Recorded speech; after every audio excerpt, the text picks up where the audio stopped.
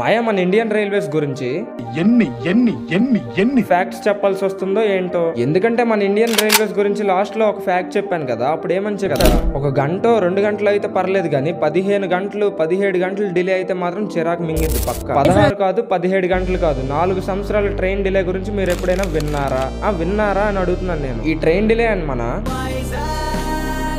ఒక లింక్ ఉంది మాయా. ఎస్, నువ్వు విన్నది నిజమే. ఈ ఇన్సిడెంట్ కి మన వైజాగ్ కి ఎలా లింక్ ఉందంటే, అది November 10, 2014 వైజాగ్ నుండి యూపీలో ఉన్న బస్తీకి ఒక గూడ్స్ ట్రైన్ బయలుదేరింది. అండ్ అందులో 14 లక్షలు విలువ చేసే ఫెర్టిలైజర్స్ ఉన్నాయి. అండ్ దాన్ని బుక్ చేసుకున్నది రామచంద్ర గుప్తా అనే పెద్ద బిజినెస్ మ్యాన్. ఇప్పటి వరకు స్టోరీ విన్నారు, కానీ ట్రైన్ డిలే అవడానికి 2 మెయిన్ రీజన్స్ ఉన్నాయి. ఏంటో చెప్తా వినండి. ఫస్ట్ రీజన్ వచ్చేసి రిపేర్ ఆఫ్ కోచ్ మాయా, ఎందుకంటే కోచ్ రిపేర్ అవడం వల్ల ట్రైన్ డిలే అవ్వాల్సి వచ్చింది. సెకండ్ రీజన్ వచ్చేసి పూర్ కనెక్షన్, ఎందుకంటే ఇప్పుడున్న fast communication few years back ఉండేది కాదు. ఇక్కడ ట్విస్ట్ ఏంటంటే ట్రైన్ రీచ్ అయ్యాక సరుకు మొత్తం స్పాయిల్ అయిపోయింది మాయా.